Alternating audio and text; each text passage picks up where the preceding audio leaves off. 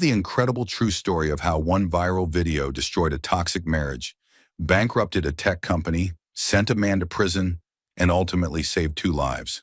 Stay with me, because what unfolds next will shock you, inspire you, and show you just how quickly everything can change when the mask finally falls off.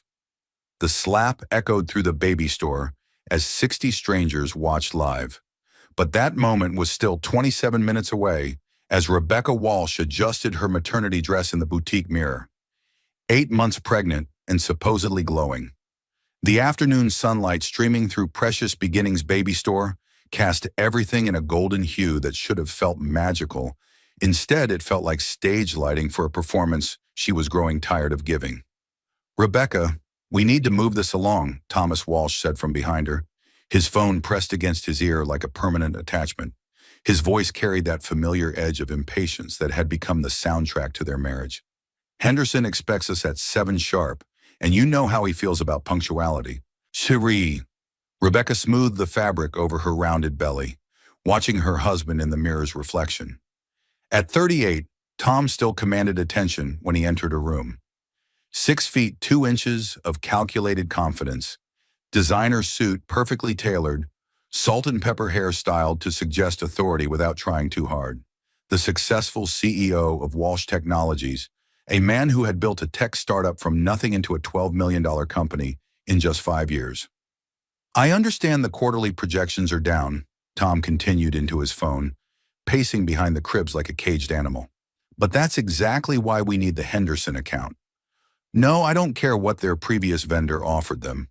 We're not in the business of matching prices. We're in the business of providing value."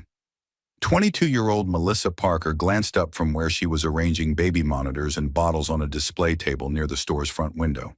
She'd been working at Precious Beginnings for 8 months, and she'd learned to recognize the signs of tension between couples shopping for their first child. The way this particular husband barked orders, while his pregnant wife browsed cribs, suggested their afternoon might get interesting. Melissa checked her phone setup one more time. Every Tuesday at 3 o'clock, she hosted a live product demonstration for the store's social media followers. Today, she planned to showcase their new line of organic baby bottles and the smart monitor system that tracked breathing patterns. The stream usually attracted between 50 and 70 viewers, mostly expectant mothers looking for honest reviews of baby products. "Starting in 5 minutes," she whispered to her phone, adjusting the angle to capture the product display while keeping the browsing couple in the background. Melissa had discovered that viewers enjoyed the authentic shopping atmosphere, the glimpse into real families preparing for their new arrivals. Rebecca moved slowly between the cribs, one hand supporting her lower back. At 30 years old, she'd never imagined pregnancy would be this exhausting. The baby hadn't stopped moving all morning, tiny feet finding her ribs with alarming accuracy. Dr. Foster had assured her that everything was progressing normally, but Rebecca couldn't shake the feeling that something was wrong.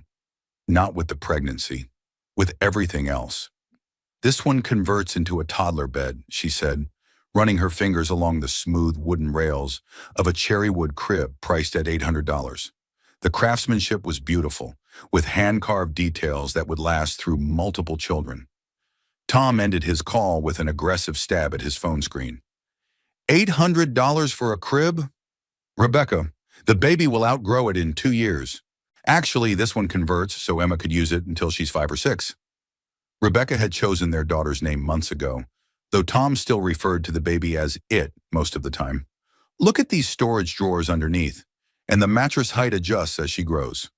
500 is my absolute maximum," Tom said, already moving toward the clearance section.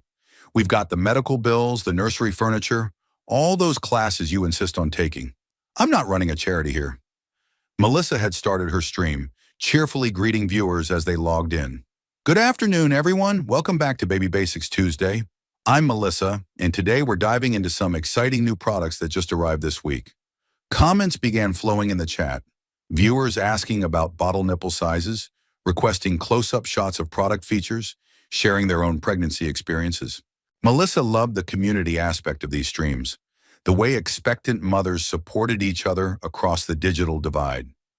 Rebecca watched her husband examine price tags with the same intensity he brought to quarterly reports. 3 years ago, his attention to detail had impressed her. Thomas Walsh was a man who left nothing to chance, who planned every aspect of his life with military precision. When he'd pursued her with expensive dinners and weekend trips to wine country, she'd felt chosen, special, worth his considerable effort. Now 8 months pregnant and watching him calculate the cost of their daughter's first bed down to the penny, Rebecca wondered when his precision had started feeling like control. "The Henderson dinner is important," Tom said, returning to her side. "This deal could mean expanding into the Pacific Northwest. I need you charming tonight, not complaining about your feet or needing to sit down every 5 minutes." "Nah, I haven't been complaining," Rebecca said quietly. She'd learned that quiet responses often prevented escalation. "I just thought we could take our time today. This is fun, shopping for Emma. Fun doesn't pay the mortgage." Tom's voice carried clearly across the store, causing several other customers to glance in their direction. "We stick to the budget, 500 maximum for the crib, and we're out of here in 15 minutes. Melissa's stream now had 63 viewers, and she was demonstrating the breathing monitor system when she noticed the pregnant woman near the cribs looked upset. The husband was gesturing aggressively while speaking, and even from across the store, Melissa could see tension in the woman's posture. "Can we at least look at the mattresses?" Rebecca asked. "Dr. Foster said a firm mattress is important for preventing SIDS." "Fine. Look, don't touch everything with your hands. We're not buying half the store." Rebecca's cheeks flushed with embarrassment. She'd worked in marketing for 6 years before their marriage, managing client relationships and multi-million-dollar campaigns. She understood budgets and priorities. But somewhere in the past 3 years, Tom had begun treating her like a child who couldn't be trusted with decisions. The baby kicked hard against her ribs, as if sensing her stress. Rebecca pressed her hand to the spot, trying to calm both herself and her daughter. She wanted Emma to know peace, to grow up feeling loved and secure in ways Rebecca was beginning to realize she'd never experienced in her marriage. "These organic cotton sheets are really popular," the sales associate offered, approaching with a helpful smile. "They're hypoallergenic and they get softer with every wash." "How much?" Tom demanded. "These are $68 for the set." $68 for sheets that will be covered in spit-up and diaper blowouts? "Rebecca, be serious." The sales associate retreated, recognizing the dynamic. Rebecca felt heat rising in her cheeks again, the familiar shame of being publicly diminished by the man who was supposed to love her most. Melissa glanced up from her stream again, noting the way the pregnant woman's shoulders had hunched inward. In her 8 months at Precious Beginnings, she'd witnessed this scene too many times. Expectant fathers overwhelmed by impending financial responsibility, channeling their anxiety into anger directed at their partners. Usually, the couples worked through it quietly. The love for their coming child eventually overrode the stress about money. But something about this particular couple felt different. The husband's anger seemed less about money and more about power. The way he spoke to his pregnant wife reminded Melissa of her own father, before her mother finally found the courage to leave. "Let's just get the basic crib from the clearance section," Rebecca said, her voice barely above a whisper. "Whatever you think is best."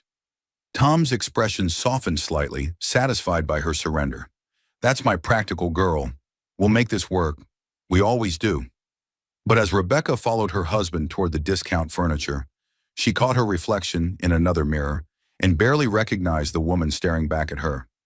When had she become someone who apologized for wanting nice things for her daughter? When had she started measuring every word to avoid triggering Tom's temper?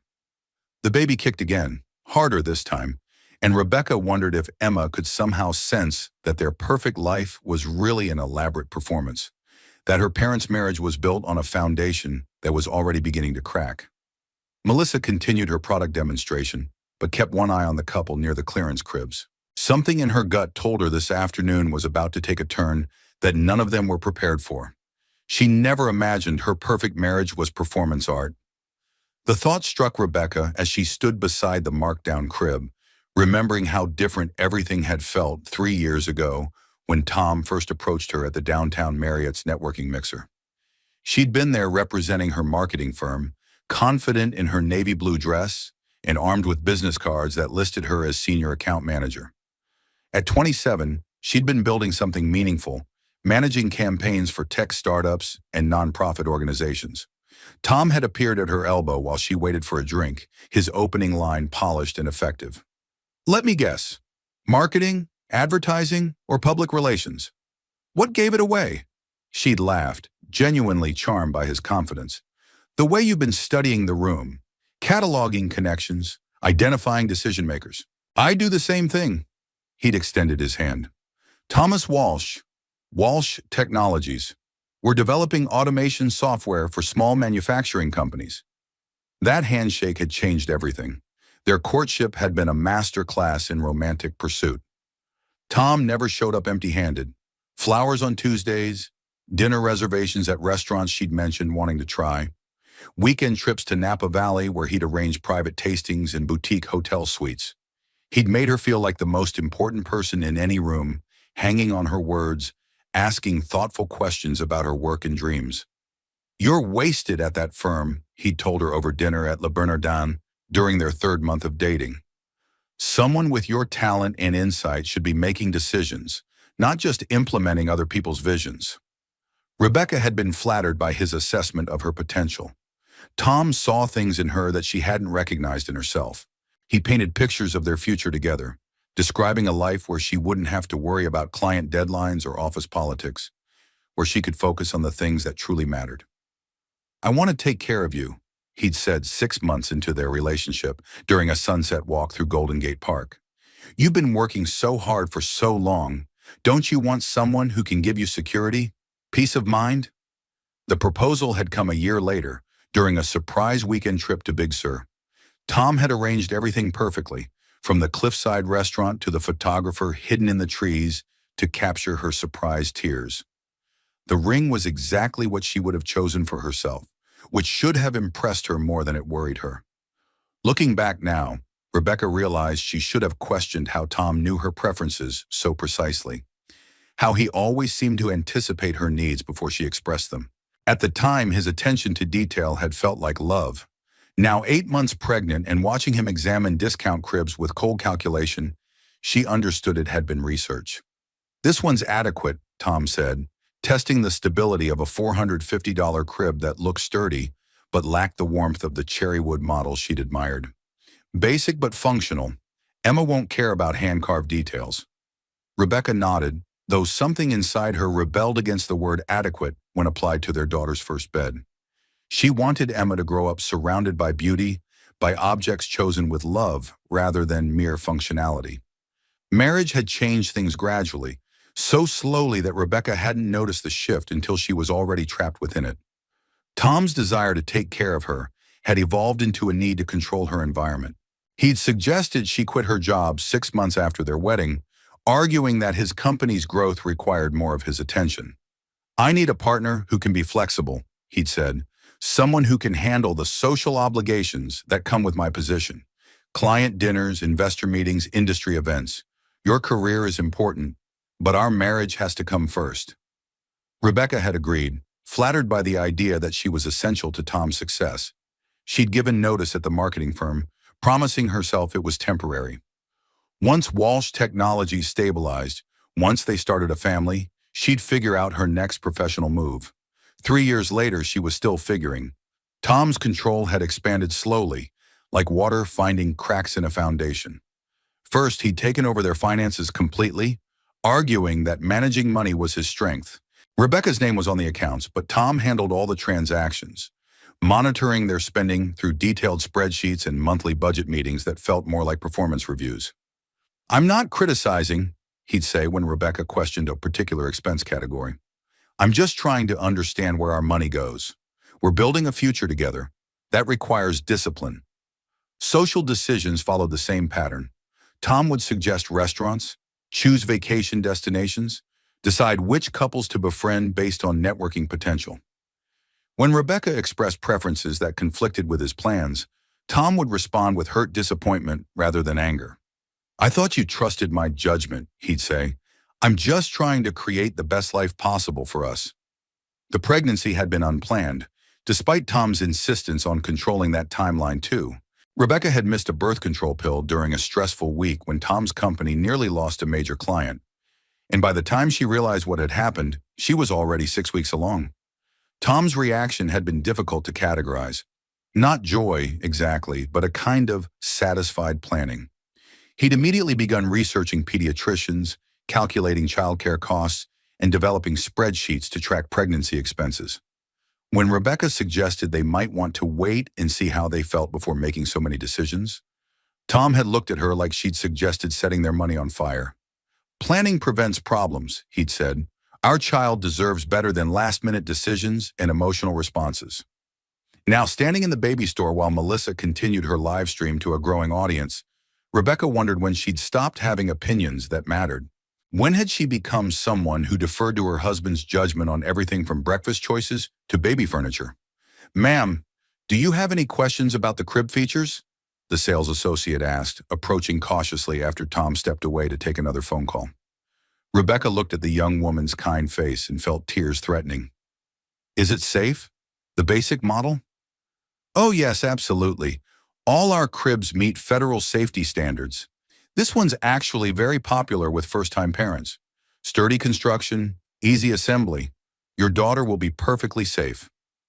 Your daughter, not the baby or your child.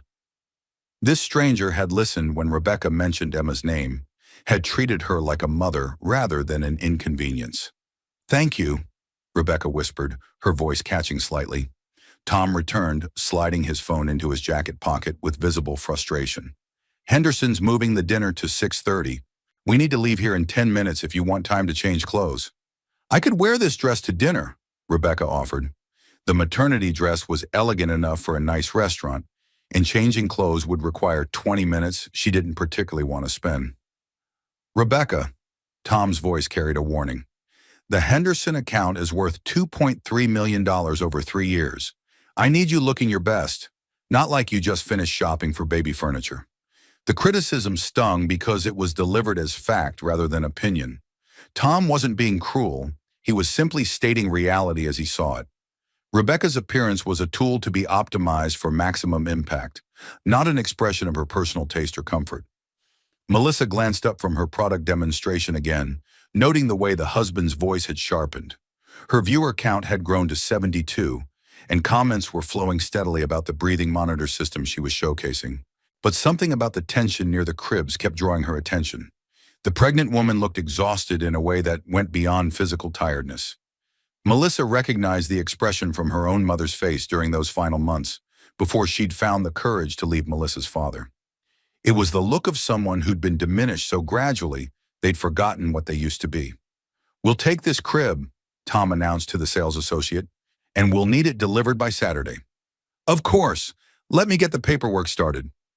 The associate headed toward the register, clearly relieved that the couple had reached a decision. Rebecca placed her hand on her belly, feeling Emma's movements beneath her palm. "I love you," she whispered, too quietly for Tom to hear. "I want you to know that whatever happens, you're already loved." The baby settled slightly, as if responding to her mother's voice. Rebecca closed her eyes for just a moment, trying to imagine a different life. One where she and Emma were choosing nursery furniture together, making decisions based on joy rather than budget constraints. Where her daughter would grow up watching a mother who spoke her mind and trusted her own instincts. When she opened her eyes, Tom was watching her with that familiar expression of impatient calculation. Their perfect marriage was indeed performance art, and Rebecca was growing tired of her role. But the show, she realized with growing dread, was about to take a dramatic turn that none of them were prepared for. Tom's mask slipped completely when she reached for the price tag. The afternoon light had shifted, casting longer shadows across Precious Beginnings Baby Store, as other customers moved quietly between displays of tiny clothes and educational toys. Rebecca felt the weight of impending confrontation settling around them like humidity before a storm. She'd been married to Tom long enough to recognize the signs, the tightness around his eyes, the way his jaw clenched when he thought no one was looking, the increasing sharpness in his voice as stress compounded throughout the day. Melissa's live stream had attracted 81 viewers, and she was fielding questions about the smart monitoring system when raised voices from the crib section began filtering through her audio. She glanced up to see the husband gesturing more aggressively while his pregnant wife stood with her arms wrapped protectively around her belly. "I don't understand why you're being so difficult about this," Tom was saying, his voice carrying clearly across the store. "We agreed on a budget, $500 maximum. This crib is $450. We're under budget and you're still not satisfied." Rebecca touched the rail of the basic crib, trying to imagine Emma sleeping peacefully inside its plain wooden frame. The construction was solid, the safety features adequate, just as the sales associate had assured her. But something about its stark functionality made her heart sink. This was their daughter's first bed, the place where Emma would spend countless hours dreaming and growing. Shouldn't it be chosen with love rather than mere efficiency? "I just wonder if we should look at a few more options," Rebecca said quietly. "Since we have a little room in the budget, maybe something with better storage or more attractive detailing." "More attractive detailing?" Tom's voice rose slightly. "Rebecca, she's a baby. She won't care if the crib has hand-carved angels or racing stripes. She needs something safe and sturdy. That's it." Other customers began glancing in their direction, recognizing the uncomfortable dynamic playing out near the cribs. A young couple shopping for their first stroller moved discreetly to the other side of the store. An elderly woman examining receiving blankets frowned with disapproval at Tom's increasingly aggressive tone. Rebecca felt heat rising in her cheeks, the familiar flush of public embarrassment. Tom's criticism always felt sharper when delivered in front of strangers, as if he needed witnesses to validate his position as the reasonable partner managing an unreasonable wife. "I'm not trying to be difficult," she said, keeping her voice low in hopes of de-escalating the situation. "I just thought since this is probably our only baby, we might want something special, something that could become an heirloom." "An heirloom?" Tom laughed, but there was no humor in the sound. "Rebecca, we're not the Kennedys. We don't need heirloom baby furniture. We need practical solutions that don't bankrupt us before Emma's even born." The baby kicked hard against Rebecca's ribs, as if responding to her father's raised voice. Rebecca pressed her hand to the spot, trying to calm both herself and her daughter. 8 months pregnant, she'd learned that Emma seemed to sense tension in the womb, becoming more active when Rebecca felt stressed or upset. Melissa kept her product demonstration running, but her attention was increasingly focused on the escalating argument near the cribs. Her viewers had begun commenting on the background drama, asking if everything was okay with the couple in the store. Melissa tried to redirect attention to the baby monitors, but the tension was becoming impossible to ignore. "Look, maybe we should just go home and think about it," Rebecca suggested. "We don't have to decide today. The baby's not due for another month." "We're here now," Tom snapped. "I've already rearranged my schedule to accommodate this shopping trip. Henderson's expecting us in 2 hours, and I still need to review the presentation materials. We're making a decision today." Rebecca's back ached from standing so long, and her feet were swelling inside her maternity shoes. The afternoon had stretched longer than planned, partly because Tom kept taking business calls and partly because she'd been reluctant to settle on the basic crib. But Tom's impatience was building towards something that felt dangerous. "My feet are really hurting," she admitted. "Could I sit down for just a few minutes while we decide?" "Oh, for God's sake!" Tom's frustration boiled over into genuine anger. "You've been complaining about something since we got here. Your back, your feet, the price tags, the quality. Do you want this crib or not?" "I want what's best for Emma," Rebecca said, her own voice beginning to shake with emotion. "I want her to have beautiful things chosen with love, not just adequate things chosen with resentment." The accusation hung in the air between them. Tom's face darkened with an expression Rebecca had seen before, usually in private moments when he felt his authority being challenged. But they weren't alone in their kitchen or bedroom now. They were surrounded by strangers, including a young woman whose phone was capturing everything for her social media stream. "Resentment." Tom's voice dropped to a dangerous whisper. "I work 60 hours a week to provide for this family. I've built a company from nothing so you can stay home and focus on being a mother? And you accuse me of resentment because I won't spend $800 on a crib? Tom, please, people are staring. Let them stare. Maybe they need to understand what it's like to be married to someone who thinks money grows on trees." Rebecca moved toward the premium crib she'd admired earlier, drawn by some combination of defiance and desperation. The cherrywood gleamed under the store's lighting, the hand-carved details creating shadows that spoke of craftsmanship and care. She ran her fingers along the conversion rail that would allow the crib to grow with their daughter. "Don't even think about it," Tom warned. But Rebecca was already reaching for the price tag, not because she planned to buy the expensive crib, but because she needed to touch something beautiful, something chosen with love rather than calculated practicality. Her pregnancy had been planned by spreadsheets rather than passion, her nursery designed by budgets rather than dreams. Just once, she wanted to reach for something that brought her joy. "Rebecca, I'm warning you." She touched the price tag anyway. Tom's hand shot out, gripping her wrist with enough force to make her gasp. "I said don't touch it." "Tom, you're hurting me." Rebecca tried to pull away, but his grip tightened. "You never listen. You push and push until I have to be the bad guy." His voice was low but intense, meant for her ears alone but carrying clearly in the quiet store. "Why can't you just accept that I know what's best for our family?" Rebecca pulled harder, desperate to free herself from his grip. The sudden movement sent her off balance, and she stumbled backward into the display of baby bottles that Melissa had been demonstrating during her live stream.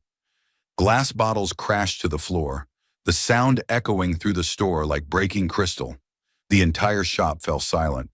Melissa's phone captured everything: the pregnant woman stumbling, the husband's angry face, the moment when performance became reality, and everyone present understood they were witnessing something that had moved far beyond a simple disagreement about furniture.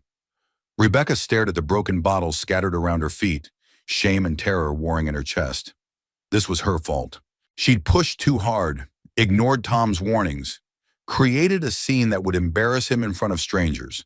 The familiar pattern of self-blame kicked in immediately, even as she registered the shocked faces of other customers and the young employee whose product demonstration she'd just destroyed.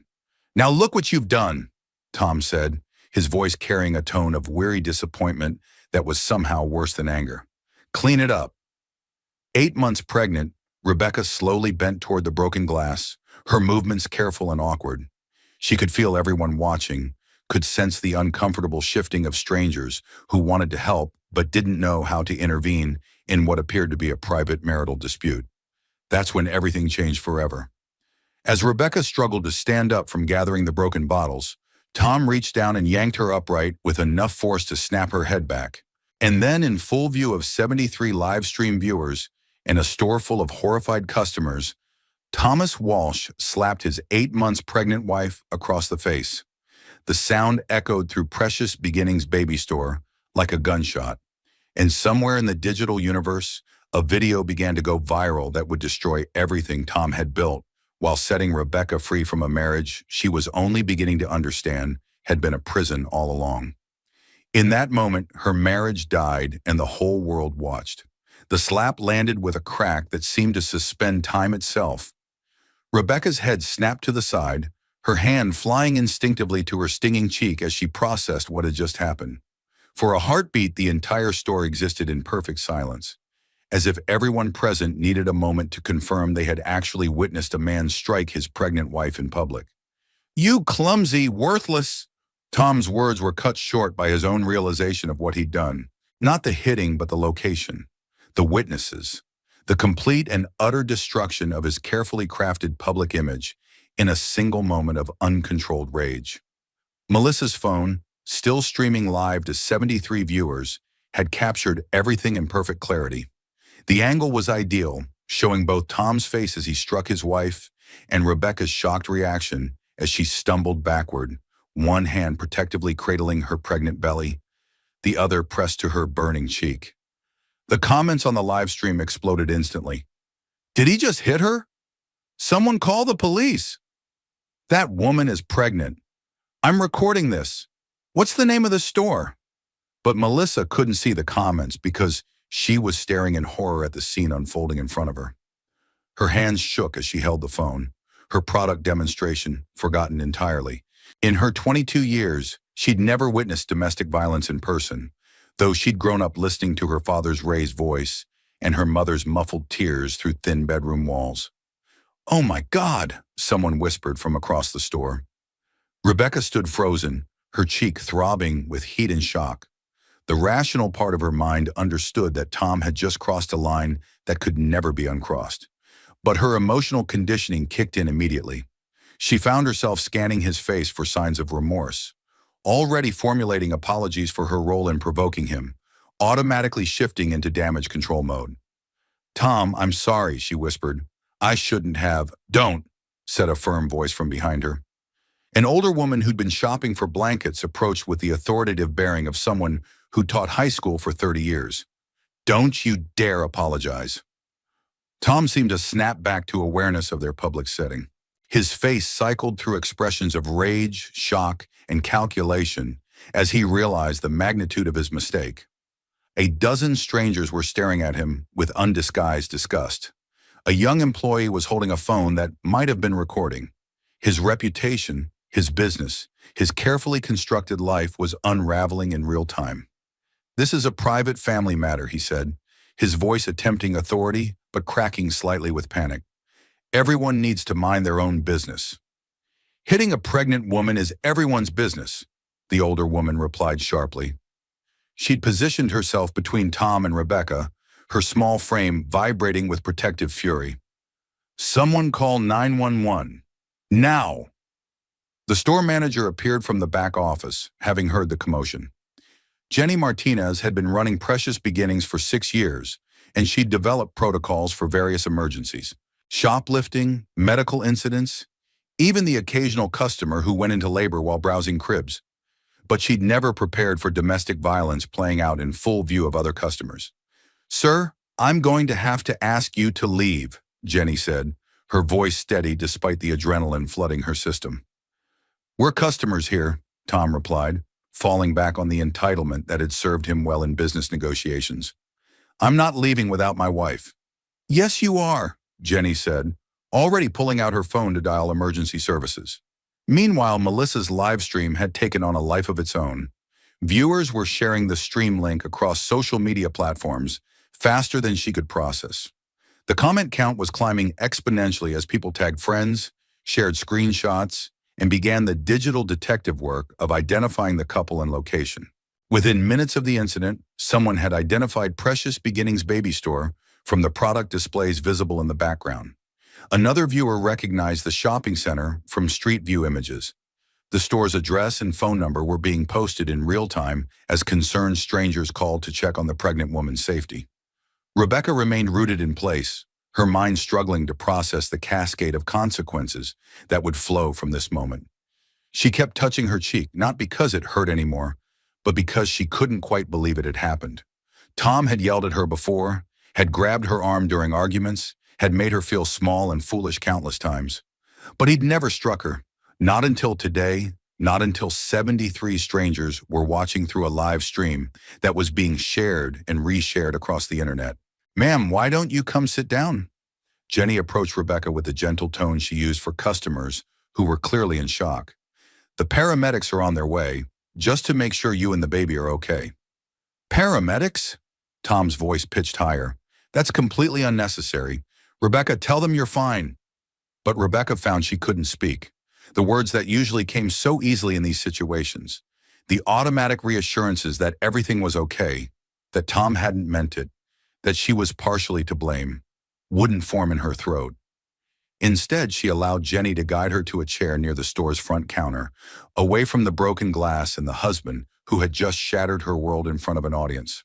"I need to go," Tom announced, his survival instincts finally overriding his desire to control the narrative.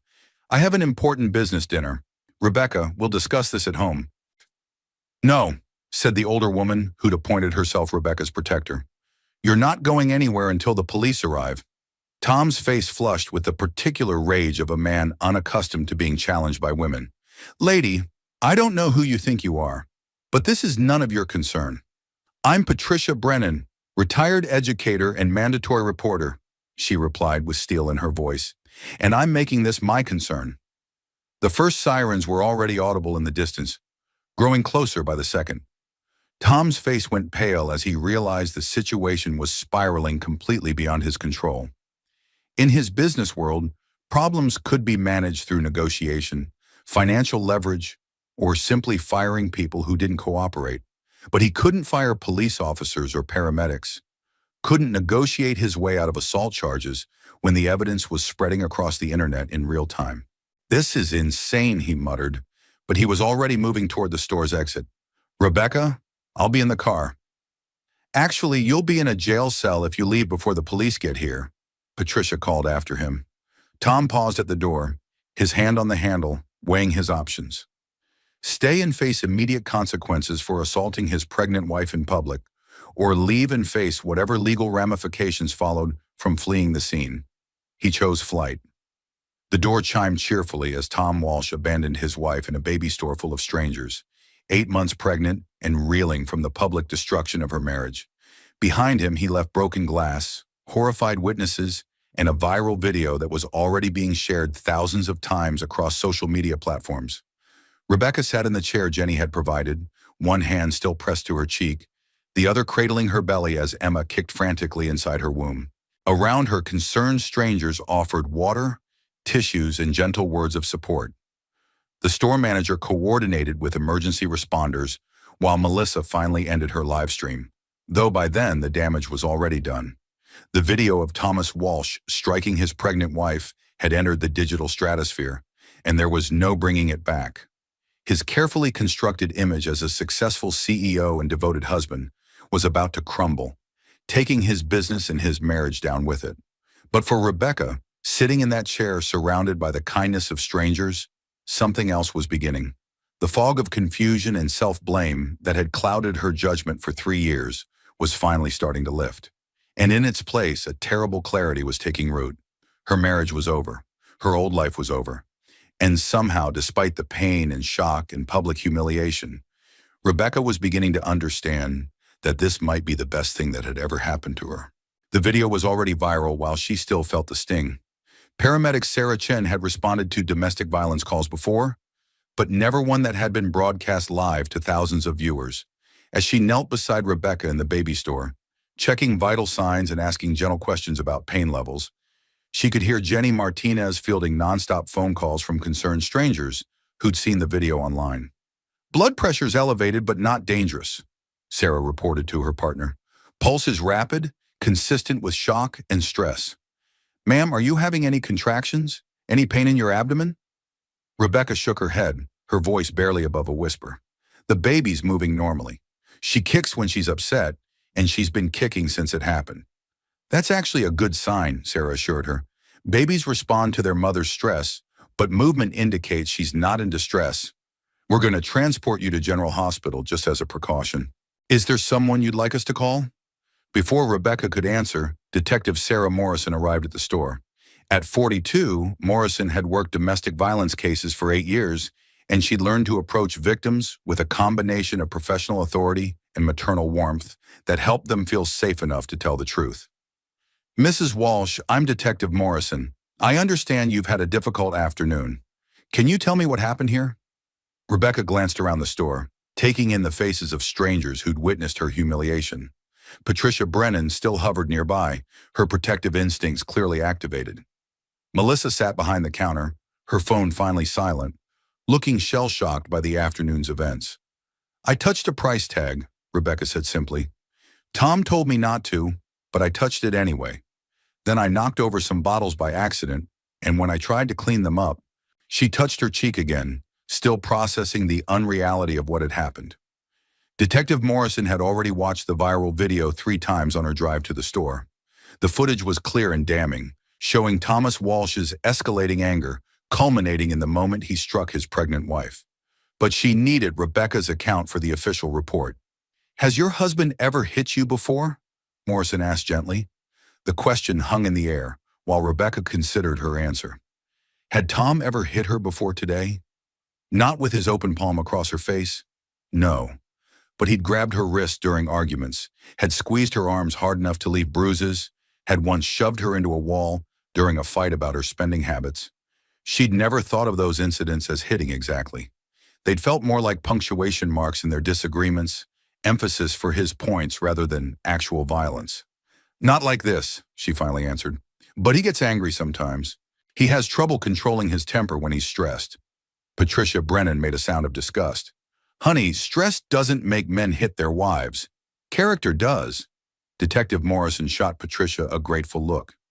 Victim advocacy from bystanders could be incredibly helpful in domestic violence cases, especially when the victim was still in the phase of making excuses for their abuser. Mrs. Walsh, I need you to understand something important, Morrison said. What happened here today constitutes assault and battery. The fact that you're pregnant actually elevates the charges to a felony in this state. This isn't a private marital dispute anymore. This is a criminal matter. Rebecca's phone, which had been buzzing periodically throughout the afternoon, suddenly exploded with notifications.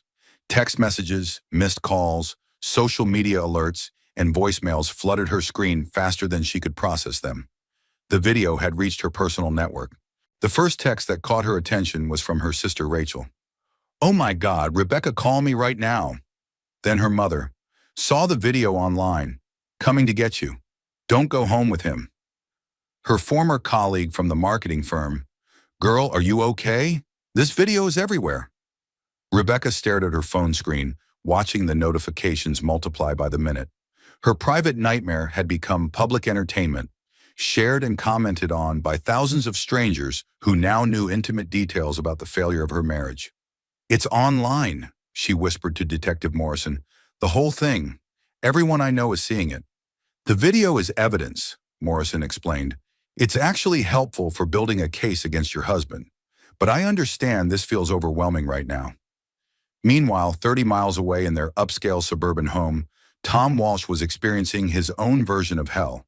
He'd driven home in a rage, muttering about Rebecca's public humiliation of him and planning the damage control conversation they'd have when she finally came home.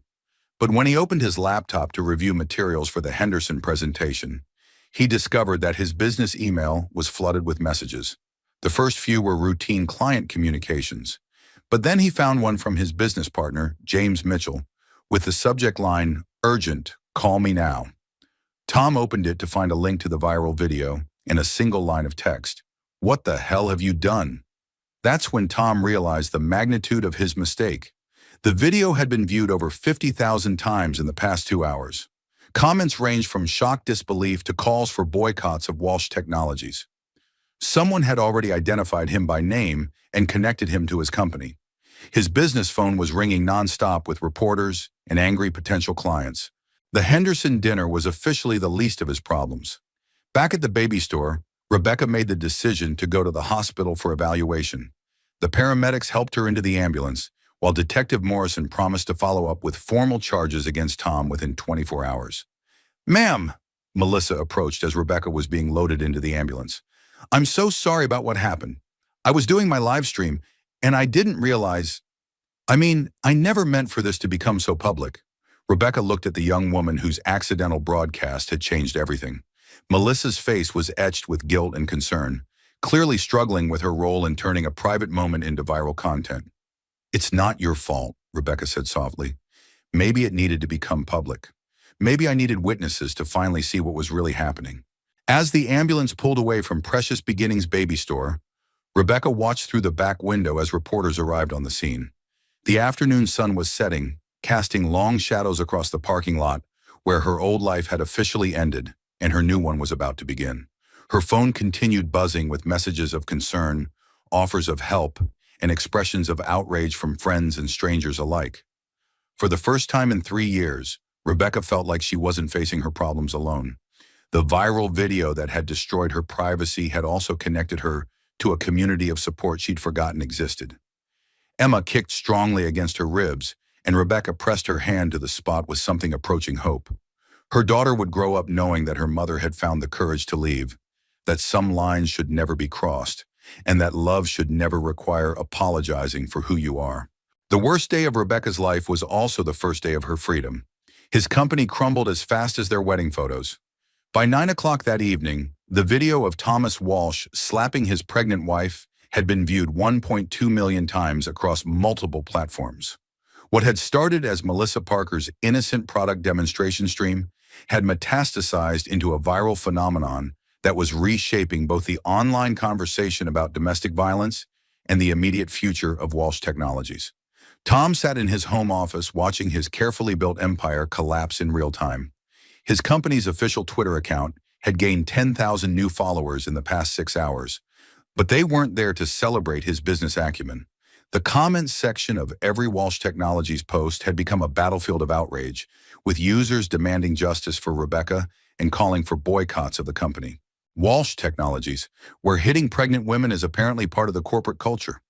Imagine trusting your business automation to a man who can't automate his own anger management. Tom Walsh's wife should file for divorce and take half his narcissistic company. His business phone had been ringing constantly until he finally unplugged it entirely. James Mitchell, his business partner and supposed best friend, had called 17 times before sending a text that simply read, "Check the news. We're ruined." The local television stations had picked up the story by the 6 o'clock broadcast, leading with headlines like, "Tech CEO caught on camera assaulting pregnant wife," and "Viral video shows domestic violence at local baby store." The reporters had been thorough, digging up Walsh Technologies' client list, Tom's professional background, and even college photos from his LinkedIn profile. Rebecca's identity had been protected initially, described only as the victim, a 30-year-old pregnant woman. But Tom's name and business details were spreading across the internet like digital wildfire. Someone had already created a Wikipedia page for the incident, titled Walsh Technologies Domestic Violence Controversy, complete with embedded video and a timeline of events. At Riverside General Hospital, Rebecca was finally alone for the first time since the incident. The medical evaluation had confirmed what she already knew. Both she and Emma were physically unharmed.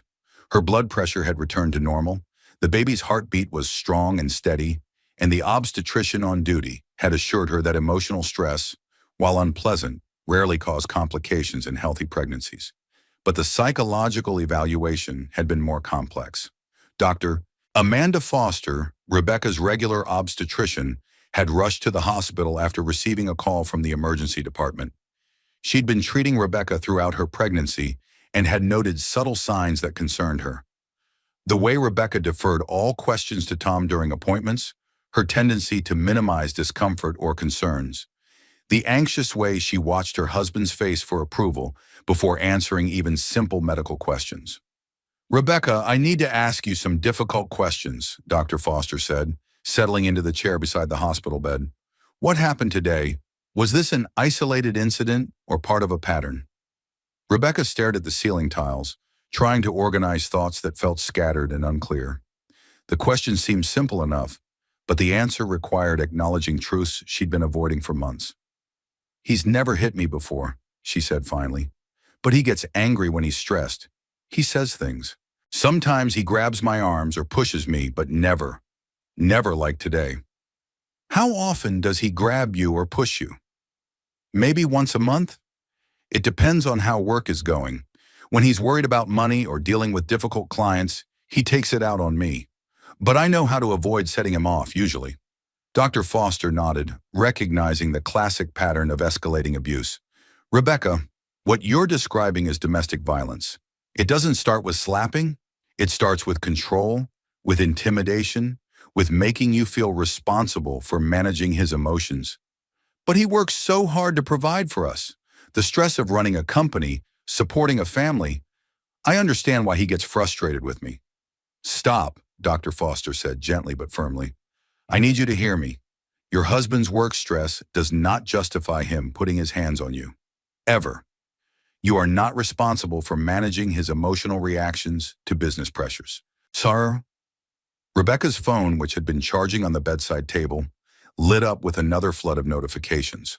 Her sister Rachel had been texting updates throughout the evening, and the most recent message made Rebecca's stomach drop.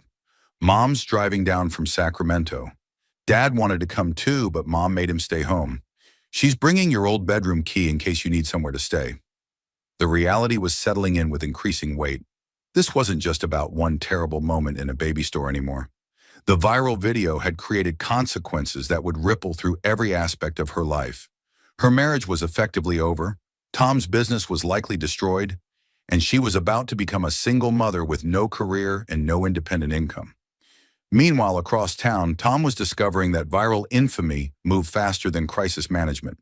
He'd tried calling his lawyer, his publicist, and several business associates, but no one was answering their phones. His carefully cultivated professional network was already distancing themselves from the scandal. The Henderson dinner had been canceled, obviously, Alan Henderson had left a voicemail that was professional but final. Tom, given the circumstances, we've decided to pursue other vendor relationships. Please don't contact our office again. Walsh Technologies' three largest clients had sent similar messages by email, terminating their contracts with immediate effect. The company Tom had spent 5 years building was disintegrating in a single evening, destroyed by 30 seconds of uncontrolled rage caught on camera. His phone finally rang with a call he recognized. James Mitchell. Jesus Christ, Tom, what were you thinking? James's voice was tight with panic. Do you have any idea what you've done? We had 18 employees counting on us. We had contracts worth millions of dollars. And you destroyed all of it because you couldn't control your temper with your pregnant wife? It wasn't supposed to happen like this, Tom said weakly. She pushed me too far. She never listens, never accepts that I know what's best for our family. I just snapped. You just snapped? James's voice pitched higher with disbelief. Tom, you hit a pregnant woman in public while someone was live streaming. You didn't snap. You committed career suicide and took our entire company down with you. The silence stretched between them while both men processed the magnitude of the disaster. Walsh Technologies had been more than just a business to both of them. It represented 5 years of 18-hour days, countless sacrifices, and the validation that they could build something meaningful together.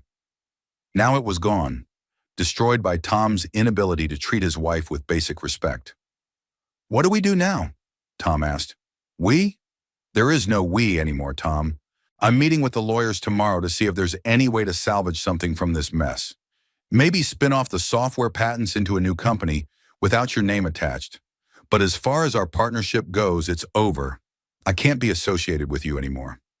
The call ended, leaving Tom alone in his home office surrounded by awards, photographs, and mementos from a successful career that had just become worthless memorabilia. Outside his window, he could see cars slowing down as they passed his house, drivers craning their necks to get a glimpse of the home where the viral video perpetrator lived. His phone buzzed with a text from an unknown number. Saw you on the news. Hope your wife leaves you and takes everything. You're a disgrace. It was the first of many such messages he'd receive over the coming weeks. Back at the hospital, Rebecca was preparing to leave with her mother, who'd made the 3-hour drive from Sacramento after watching the viral video. Patricia Walsh, a retired school principal, had seen enough troubled families to recognize the signs of abuse, and she was furious with herself for not intervening sooner. I should have known, she told Rebecca as they waited for the discharge papers. The way he talked to you at family dinners, how he always had to make decisions for both of you. I thought he was just controlling, not dangerous. Mom, it's not your fault. I didn't even realize how bad it had gotten until today. Well, you're coming home with me tonight. We'll figure out the rest tomorrow. But Rebecca, I want you to understand something. That man will try to convince you this was a mistake, that he's sorry, that it will never happen again. Don't listen to him. Men who hit their pregnant wives don't change. They just get better at hiding it. As they left the hospital together, Rebecca caught a glimpse of herself in the lobby's mirrored wall. She looked like a different person than the woman who'd entered Precious Beginnings baby store that afternoon. Older somehow, more serious, like someone who'd finally stopped pretending everything was fine. The viral video had destroyed her privacy, her marriage, and her sense of security. But it had also done something else. It had shown her exactly who her husband really was, and exactly who she needed to become to protect herself and her daughter. The digital firestorm was just beginning, but Rebecca was no longer afraid of the flames. She finally understood the difference between love and control. 3 days after the incident at Precious Beginnings baby store, Rebecca sat in her sister's downtown law office, watching Rachel review the viral video frame by frame on her laptop screen. Rachel Thompson had built her career as a family law attorney, representing women in high-conflict divorces, but she'd never had a case with quite so much digital evidence. This is actually incredibly helpful, Rachel said, pausing the video at the moment Tom's hand made contact with Rebecca's face. Most domestic violence cases come down to said-she-said testimony. We have 73 live witnesses and crystal-clear video footage of assault and battery. Rebecca winced at seeing the moment replayed again. The video had been viewed over 3 million times across all platforms, spawning countless reaction videos, news segments, and social media discussions about domestic violence. She'd become an unwilling symbol for something much larger than her personal situation. The criminal charges are proceeding independently, Rachel continued. Detective Morrison filed felony assault charges yesterday because you were pregnant at the time of the attack.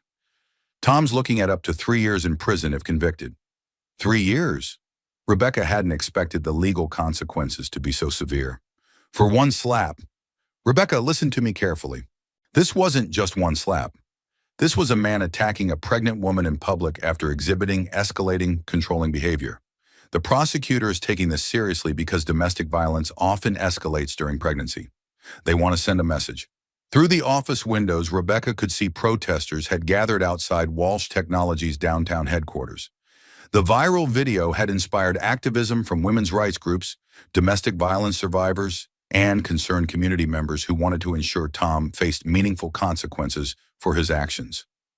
Signs reading "Justice for Rebecca" and "Hold abusers accountable" filled the sidewalk across from the building, where Tom was presumably trying to salvage what remained of his business. Local news crews had been camped outside for 2 days, hoping to catch footage of him arriving or leaving work. What about the company? Rebecca asked. Are we entitled to any of that in the divorce? Rachel's expression grew more serious. That's where things get complicated. Walsh Technologies is hemorrhaging money right now. 3 major clients have terminated their contracts, their stock price has plummeted, and the board of directors is in emergency sessions trying to decide whether to force Tom out entirely. She pulled up financial documents on her computer screen. I've been analyzing the company's assets and debts.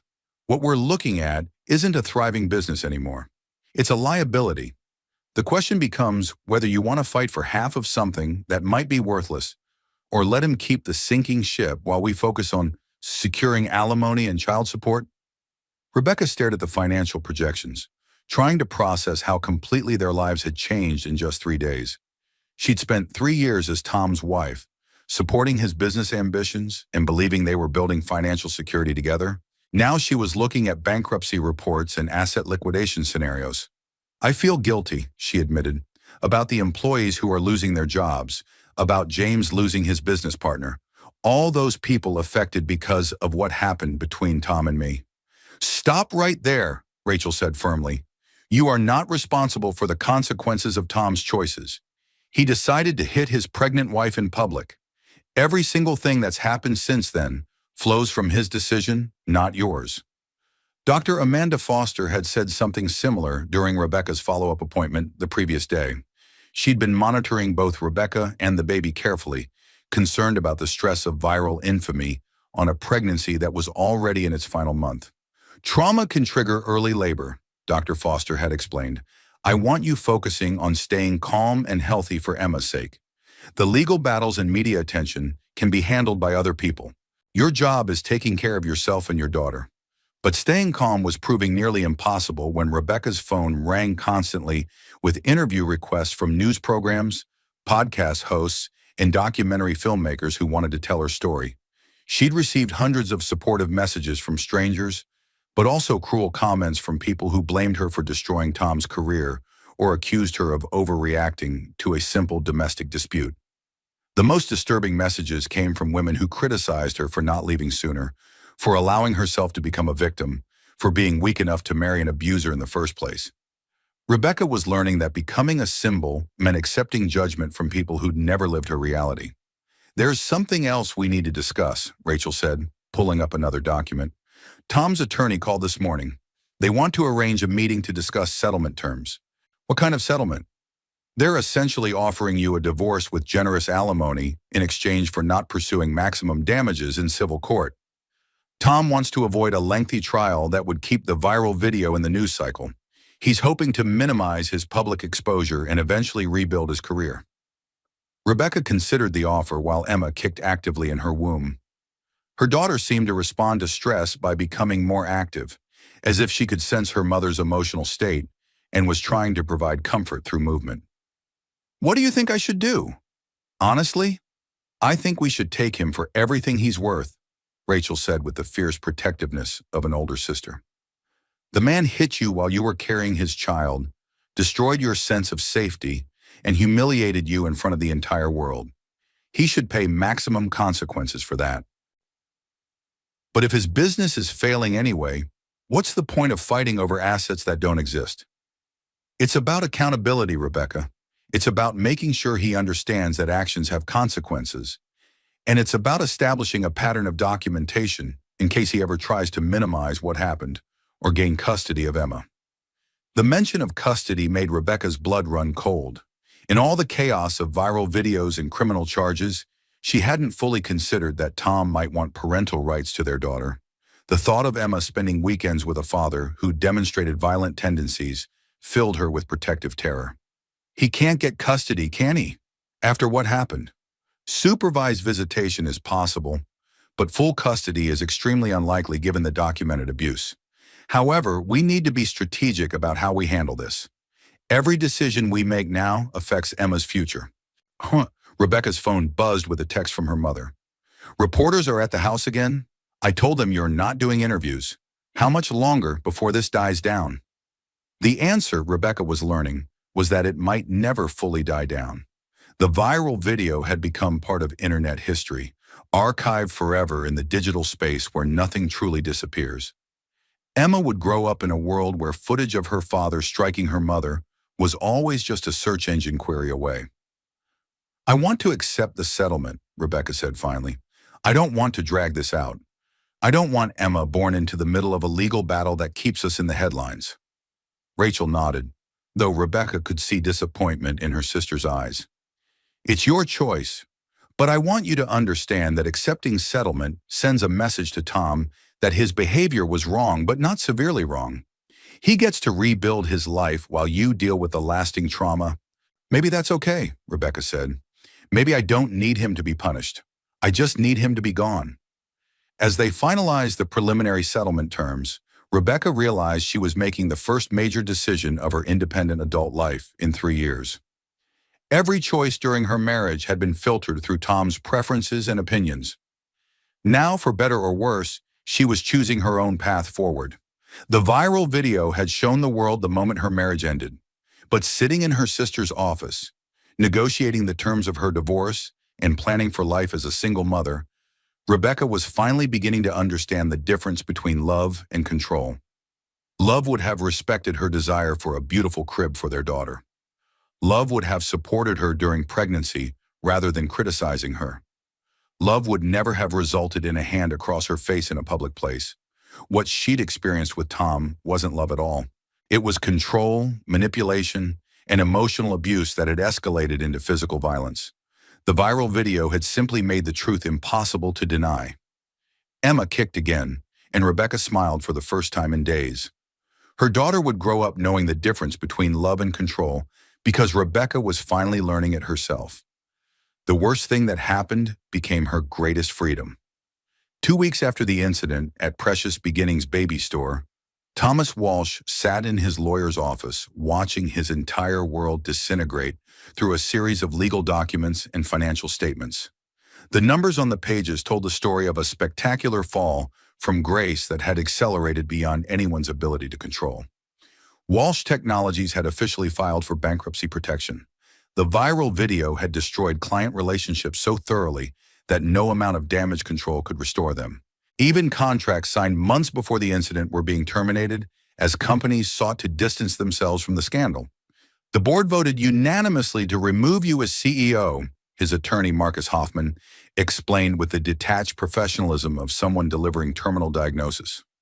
James Mitchell is attempting to restructure the company under new management, but the debt-to-asset ratio makes survival unlikely. Tom stared at the bankruptcy filing, his name appearing dozens of times throughout the document as the principal responsible for the company's collapse.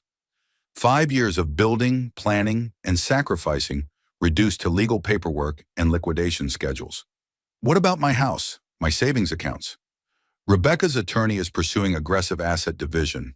Given the circumstances, the judge is likely to award her more than the standard 50% split. Your prenuptial agreement has a morality clause that becomes void in cases of documented domestic violence. The morality clause. Tom remembered insisting on it during their engagement, convinced he was protecting himself from potential gold digger behavior. He'd never imagined it would be turned against him for his own actions. His phone buzzed constantly with calls from reporters, creditors, and former business associates who'd been dragged into the scandal by association. His mother had called twice from Florida, sobbing apologies and asking how she'd failed to raise him better. His father's response had been typically blunt. "You made your bed, son. Now lie in it." The criminal case was proceeding toward trial, with Detective Morrison building a thorough prosecution based on the viral video evidence and testimony from witnesses at the baby store. Tom's legal team had advised pleading guilty to reduce charges, but his pride rebelled against publicly admitting wrongdoing. "If we go to trial, the video gets played in court," Hoffman warned. "It gets covered by news outlets again. The story stays alive in the media cycle. Is maintaining your innocence worth prolonging your public humiliation?" Meanwhile, across town, Rebecca was experiencing her own version of unraveling, but one that felt more like liberation than destruction. She'd moved back into her childhood bedroom at her mother's house, surrounded by high school yearbooks and college textbooks that reminded her of who she'd been before Tom had systematically erased her independence. "I forgot I used to have opinions about things," she told Dr. Amanda Foster during her 36-week prenatal appointment.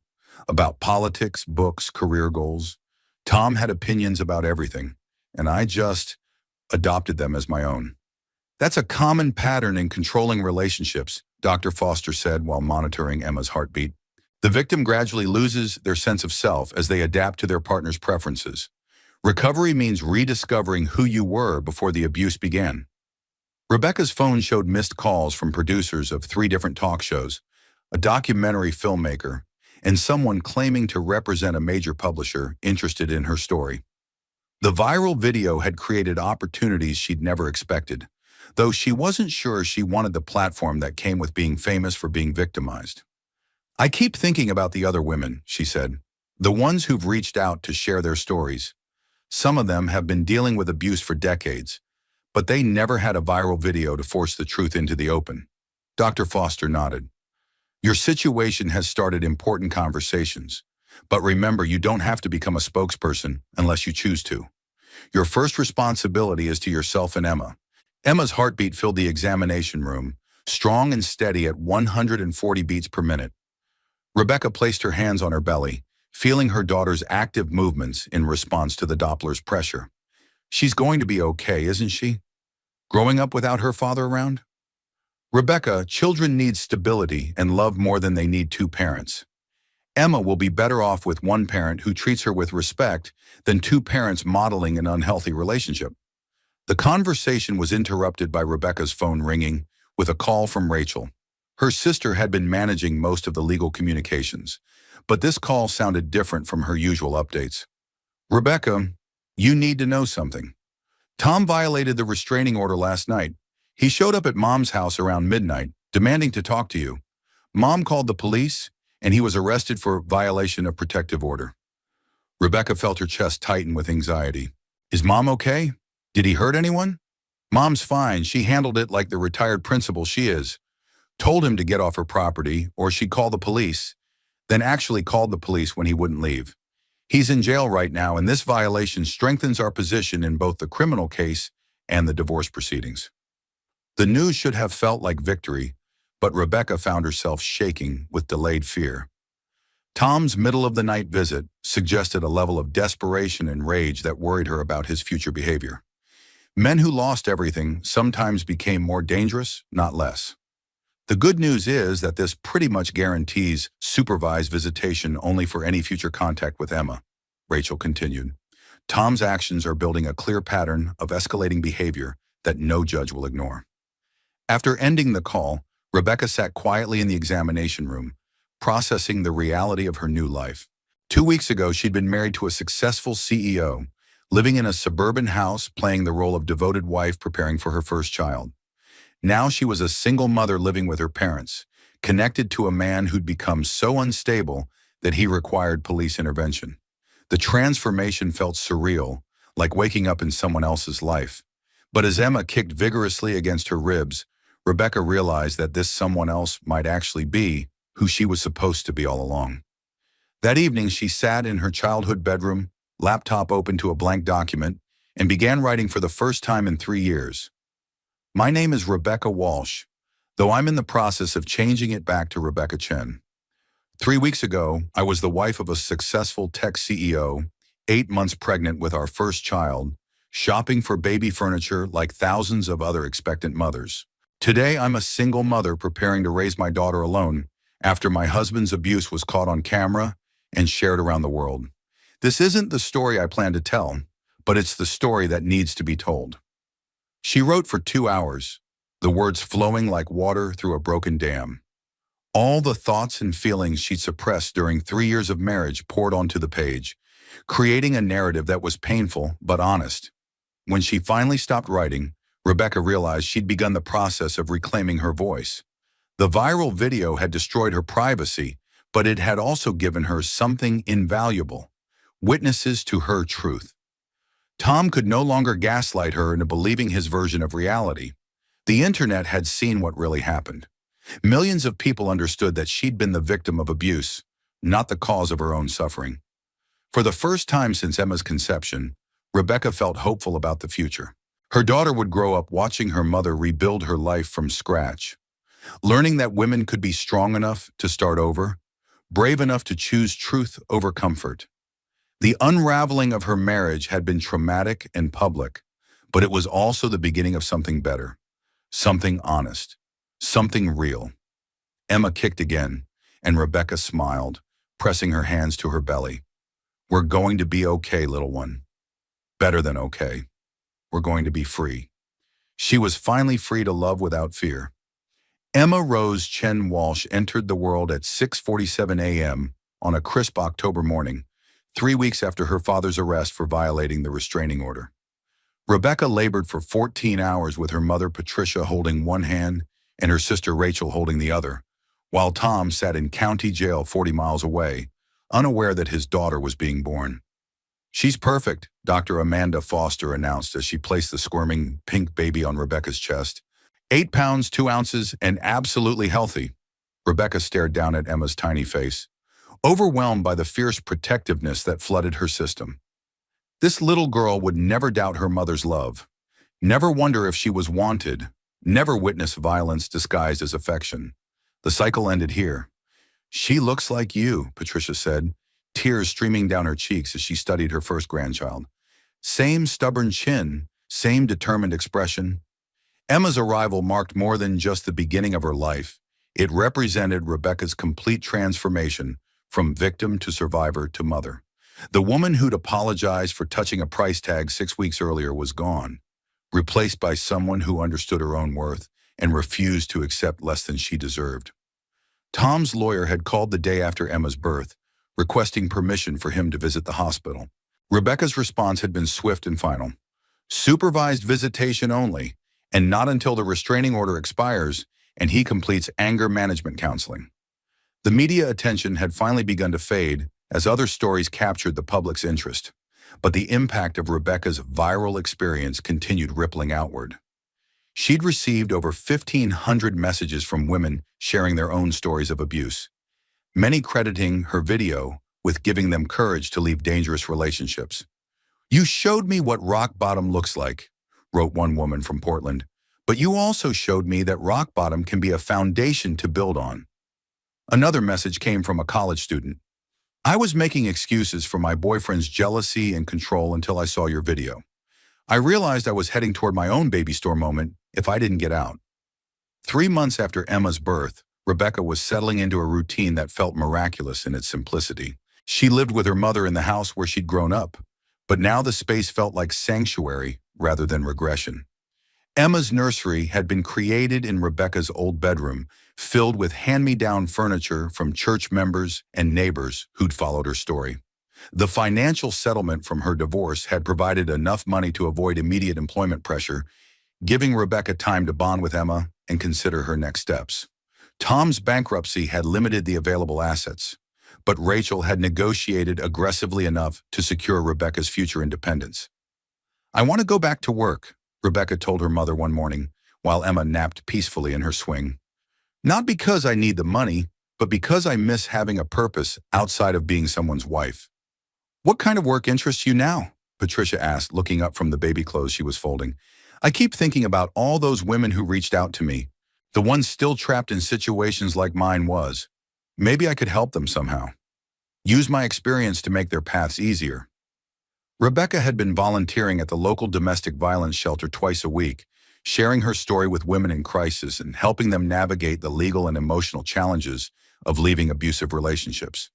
The work felt meaningful in ways her old marketing career never had. The shelter director asked if I'd consider joining their staff, she continued. They want to create a program specifically for helping abuse survivors rebuild their careers and financial independence. The offer represented everything Rebecca had lost during her marriage to Tom: professional purpose, intellectual stimulation, and the satisfaction of building something meaningful. But it also represented something new: the chance to transform her traumatic experience into a tool for helping others. Emma stirred in her swing, making the soft cooing sounds that indicated she was waking from her nap. Rebecca lifted her daughter carefully, marveling as always at the perfect weight of her in her arms. What do you think, little one? She whispered against Emma's soft hair. Should Mama go back to work helping other mamas who need to be brave? Emma responded by grabbing a handful of Rebecca's hair and gurgling happily, which Rebecca chose to interpret as enthusiastic approval. The decision to join the shelter's staff felt like the final piece of Rebecca's reconstruction. She would be financially independent, professionally fulfilled, and using her painful experience to prevent other women from enduring what she'd survived. Tom remained largely absent from their lives, his supervised visitation rights unused, while he focused on rebuilding his career in another city. His attorney had indicated that Tom preferred to avoid reminders of his public humiliation, which suited Rebecca perfectly. Emma was thriving without her father's presence, surrounded instead by the love of her mother, grandmother, and Aunt Rachel's family. I used to think Emma needed a father to be complete, Rebecca told Rachel during one of their weekly coffee dates. Now I realize she needs to see what healthy love looks like. She needs to grow up knowing that she deserves respect, kindness, and partners who celebrate her strengths instead of trying to control them. Rachel bounced Emma on her knee while her own two children played nearby, the cousins already forming the close bonds that would define Emma's childhood. She's going to be surrounded by people who adore her exactly as she is. That's better than any father who might teach her to doubt herself. The viral video that had once felt like Rebecca's greatest humiliation had become something else entirely. Evidence of her strength, proof of her survival, and inspiration for thousands of women facing similar struggles. What had started as Melissa Parker's innocent product demonstration had evolved into a catalyst for conversations about domestic violence, women's rights, and the courage required to start over. Rebecca's phone buzzed with a text from Dr. Foster. Saw the news about your new job. So proud of how far you've come. Emma is lucky to have such a strong mama. As spring approached, Rebecca found herself planning for the future, with excitement rather than anxiety for the first time in years. Emma was developing her own personality, curious, alert, and surprisingly social for a 6-month-old. She smiled at strangers, reached eagerly for new experiences, and slept peacefully through the night, as if sensing the security of her mother's love. She's fearless, Patricia observed, watching Emma attempt to grab a toy that was just out of reach. Wonder where she gets that from? Rebecca laughed, recognizing the gentle teasing in her mother's voice. The fearlessness was new, acquired through necessity and trauma, but growing stronger with each independent decision she made. 6 months ago, she'd been afraid to express preference for baby furniture. Now she was planning a career dedicated to helping other women find their own courage. The transformation felt miraculous, but Rebecca understood it had been built through small daily choices to trust herself rather than doubt her instincts. Each time she'd chosen honesty over peacekeeping, each time she'd prioritized Emma's well-being over maintaining appearances, each time she'd accepted help from people who loved her unconditionally, she'd grown stronger. Tom's absence, which had once felt like abandonment, now felt like protection. Emma was developing without the confusion of watching her mother diminish herself to avoid conflict. Instead, she was learning that women could be competent, decisive, and worthy of respect. I want to write about this, Rebecca told Rachel as they prepared to leave the coffee shop. Not just for the blog I've been keeping, but something bigger, a book maybe, about recognizing the difference between love and control before it's too late. Publishers would definitely be interested, Rachel agreed. Your story reached millions of people through that video. Imagine how many more you could help with a book. The idea felt both terrifying and exciting. Rebecca had spent 3 years having her thoughts and opinions dismissed as irrelevant. The prospect of having her words published, of sharing her insights with women who needed to hear them, represented the ultimate reclamation of her voice. Emma babbled happily from her stroller as they walked to the car, her bright eyes taking in everything around her, with the fearless curiosity that would define her approach to life. She would grow up knowing she was wanted, protected, and celebrated for exactly who she was meant to become. That evening, Rebecca sat at her laptop in the quiet house, Emma sleeping peacefully in her crib nearby, and began outlining the book that would tell their story. Chapter 1: The Perfect Marriage That Never Existed. Chapter 2: Learning to Recognize Love from Control. Chapter 3: The Moment Everything Changed. Chapter 4: Rebuilding from the Ground.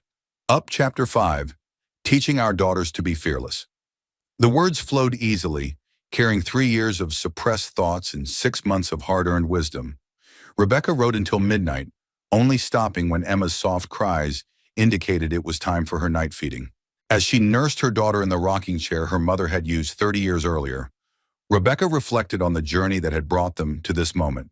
The viral video had destroyed her old life completely, but it had also created space for something better to grow. Emma fell asleep in her arms, tiny fist curled against Rebecca's chest, completely trusting in her mother's ability to keep her safe. Rebecca kissed the top of her daughter's head, breathing in the sweet scent that meant home and hope and new beginnings. "Thank you for making me brave," she whispered to the baby who'd given her reason to fight for better. "Thank you for showing me what real love looks like." Outside, the world continued its complicated dance of relationships and heartbreak and second chances. But inside this quiet house, a mother and daughter were building something pure and strong together, one fearless day at a time. Rebecca was finally free to love without fear, and Emma would grow up knowing that was exactly how love was supposed to feel, from victim to victor in less than a year. The autumn sun streamed through the windows of Precious Beginnings Baby Store as Rebecca pushed Emma's stroller through the entrance. 9 months after the worst and best day of her life had unfolded in the same space. Emma, now 10 months old, sat upright in her stroller, babbling happily and reaching for the colorful mobile displays that caught her eye. Melissa Parker looked up from behind the register where she was processing an online order, and her face broke into a genuine smile of recognition and relief. At 23 now, she'd been promoted to assistant manager, but she'd never forgotten the afternoon when her innocent product demonstration had accidentally captured one of the most viral domestic violence incidents of the year. "Rebecca, oh my goodness, and this must be Emma." Melissa came around the counter, her expression mixing joy with residual guilt. "I've followed your blog, and I saw the news about your book deal. I'm so happy to see you both doing well." "We're thriving," Rebecca said, lifting Emma from the stroller so Melissa could meet her properly. "Emma, this is Miss Melissa. She's partly responsible for saving our lives." Emma studied Melissa with the serious expression she reserved for new people, then broke into the delighted grin that had been charming strangers since she learned to smile at 8 weeks old. She reached out to touch Melissa's face with the gentle curiosity that characterized her approach to the world. "She's beautiful," Melissa said, tears threatening at the corners of her eyes. "Rebecca, I need you to know how sorry I am about what happened. I never meant for your private moment to become so public." "Melissa, look at me," Rebecca said firmly. "You have nothing to apologize for. That video saved my life and Emma's life. Without witnesses to what really happened, I might have spent years making excuses for Tom's behavior, convincing myself that his abuse was normal." The store had changed since Rebecca's last visit. A small plaque near the entrance now read, "Safe Space Certified," with information about domestic violence resources. Jenny Martinez, the store manager, had implemented staff training to recognize signs of abusive relationships, and had partnered with local shelters to provide discreet support for customers in crisis. We've helped 6 women connect with domestic violence services since last year, Jenny explained, joining their conversation. Your situation opened our eyes to how often abuse happens in plain sight, even in places like baby stores, where families should feel safe and happy. Rebecca felt a surge of pride that her traumatic experience had created positive change for other women. The ripple effects of that terrible afternoon continued expanding in ways she'd never anticipated, touching lives far beyond her own story. Actually, that's partly why I'm here today, Rebecca said. I wanted to thank you both, and I wanted to do something I should have done 10 months ago. She walked toward the crib section, Emma balanced on her hip, until she reached the cherrywood convertible crib that had started everything.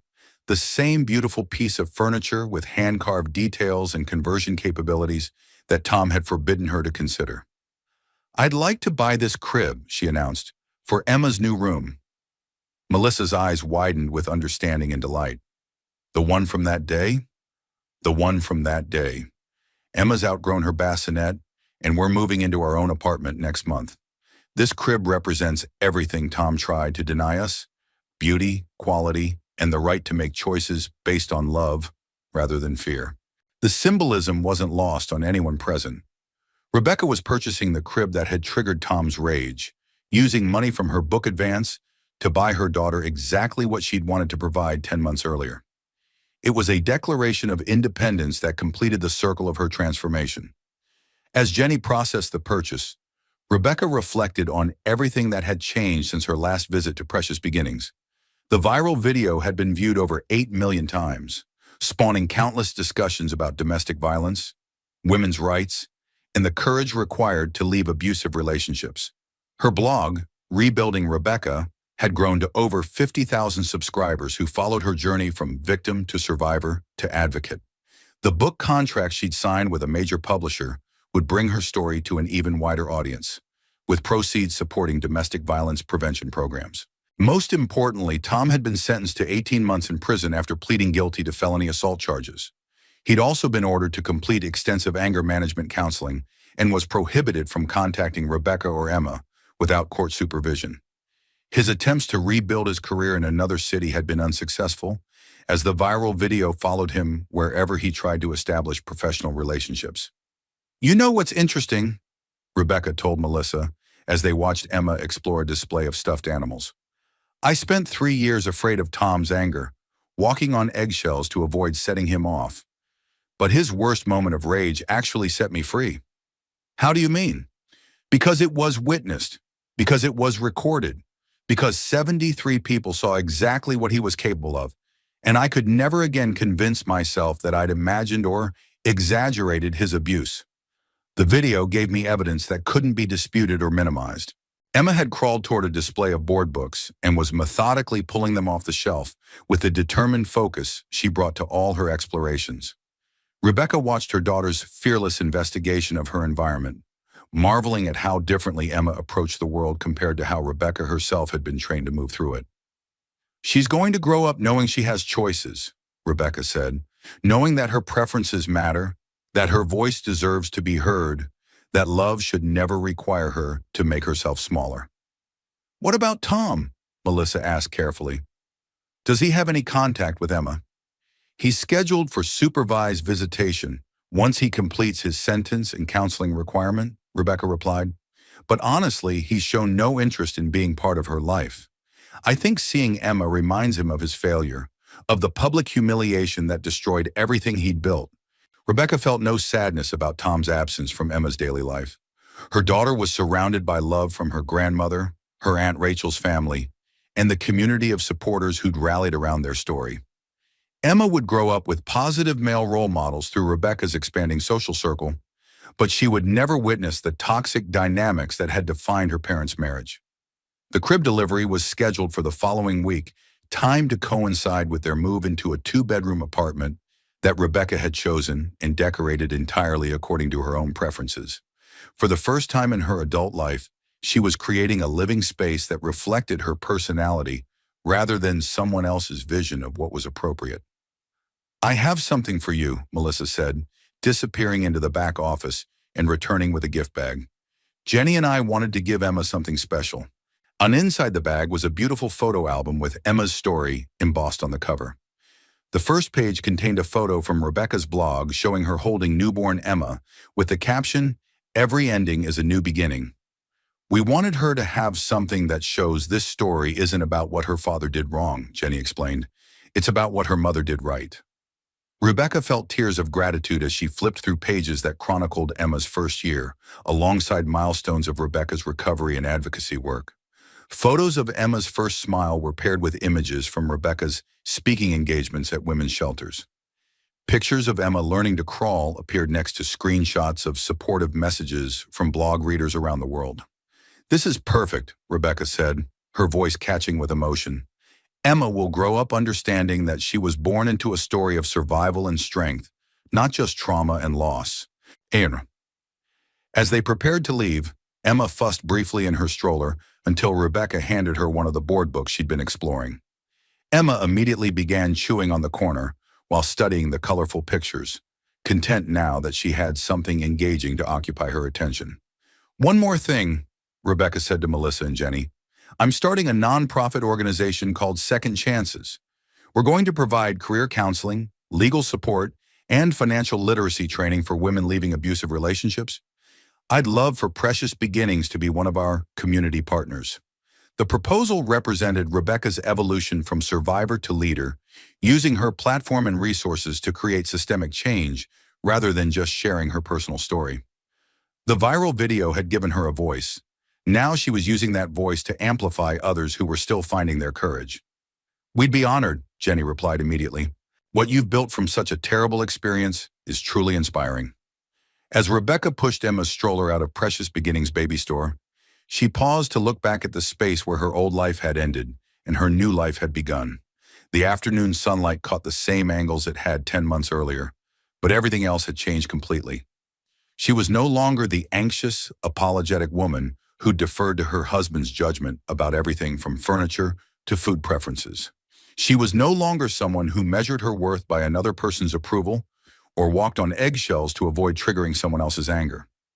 Emma babbled happily from her stroller, pointing at birds in the parking lot with the fearless curiosity that would define her approach to life.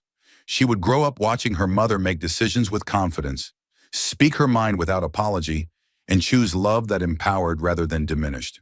The viral video that had once felt like Rebecca's greatest humiliation had become her greatest gift. It had provided irrefutable evidence of abuse that could never be minimized or denied. It had connected her with a community of supporters who'd helped her rebuild her life. Most importantly, it had shown Emma that her mother was strong enough to choose better, brave enough to start over, and wise enough to transform trauma into purpose. Rebecca drove home to the house where she and Emma were preparing for their next adventure, grateful for every painful step that had brought them to this moment of freedom. The worst thing that had ever happened to her had indeed become the best thing that had ever happened to her daughter. She was finally living a life of her own choosing, loving without fear, and teaching Emma that this was exactly how love was supposed to feel. From victim to victor in less than a year, Rebecca had discovered that sometimes you have to lose everything to find out who you really are. And who she really was, it turned out, was exactly who Emma needed her to be: fearless, strong, and free. Rebecca's journey from victim to victor proves that sometimes our worst moments become our greatest turning points. If this story moved you, touched your heart, or opened your eyes to the reality of domestic abuse, please hit that like button to help us reach more people who need to hear this message. Share your thoughts in the comments. I read every single one. And if you want more incredible true stories of survival and transformation, make sure to subscribe and ring that notification bell. Your support helps us tell the stories that matter most. Thank you for listening, and I'll see you in the next one.